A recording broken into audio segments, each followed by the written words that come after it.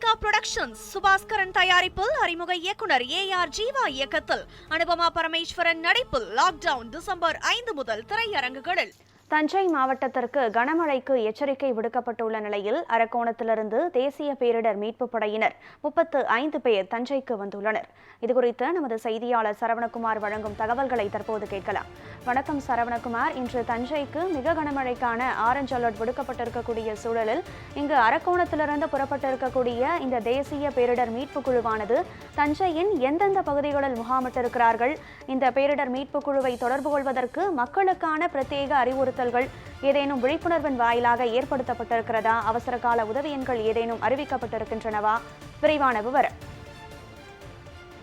கனகதாரம் மழை மற்றும் புயலால் தஞ்சை மாவட்டத்தில் 24 கடற்கரை கிராமங்கள் மிகவும் பாதிக்கப்படும் என கண்டறியப்பட்டு பாதிப்பு ஏற்பட்டால் உடனடியாக மீட்பு நடவடிக்கையில் ஈடுபட 35 பேர் கொண்ட தேசிய பேரிடர் மீட்பு படை என்பது தற்போது தயார் நிலையில் தஞ்சையில் முகாமிட்டுள்ளனர். நிப்பா புயல் நாளை கரையை கடக்கும் என வானிலை ஆய்வு மையம் அறிவித்துள்ளதால் தஞ்சை மாவட்டத்திற்கு மிக கனமழை, அதாவது ஆரஞ்சு அலர்ட் விடுக்கப்பட்டுள்ளது. இரவு முதல் மழை பெய்து வரும் நிலையில் மாவட்ட நிர்வாகம் சார்பில் அனைத்து முன்னெச்சரிக்கை நடவடிக்கை மேற்கொள்ளப்பட்டுள்ளது. தஞ்சை மாவட்டத்தில் ஒரத்தநாடு, பட்டுக்கோட்டை, பேராவூரணி ஆகிய 3 தாலுகாக்கள் மிகவும் பாதிக்கப்படும் என கண்டறியப்பட்டுள்ளது. அதேபோல் 24 கடற்கரை கிராமங்கள் பாதிக்கப்படும் பகுதிகளாக கண்டறியப்பட்டுள்ளது. மக்கள் பாதுகாப்பாக தங்க வைக்க 14 முகாம்கள் அமைக்கப்பட்டுள்ளது. ஒவ்வொரு முகாமிலும் 800 பேர் தங்கும் அளவிற்கு வசதிகள் உள்ளன.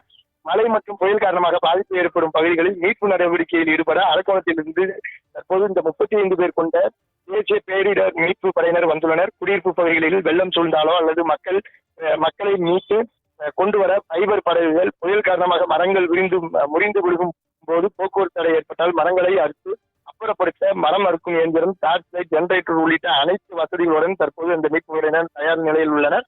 இவர்கள் பொதுமக்கள் ஏதேனும் வெள்ள பாதிப்புகள் ஏற்பட்டால் உடனடியாக மாவட்ட நிர்வாகத்திற்கு தகவல் தெரிவிக்கும் வகையில் தெரிவித்தால் உடனடியாக இந்த பேரிடர் மீட்பு குழுவினர் அங்கு சென்று அங்கு தேவையான பாதுகாப்பு முன்னெச்சரிக்கை நடவடிக்கையை மேற்கொள்வார்கள் என தெரிவித்திருக்கின்றனர். கனகதாரா, விவரங்களை வழங்கியமைக்கு நன்றி சரவணகுமார்.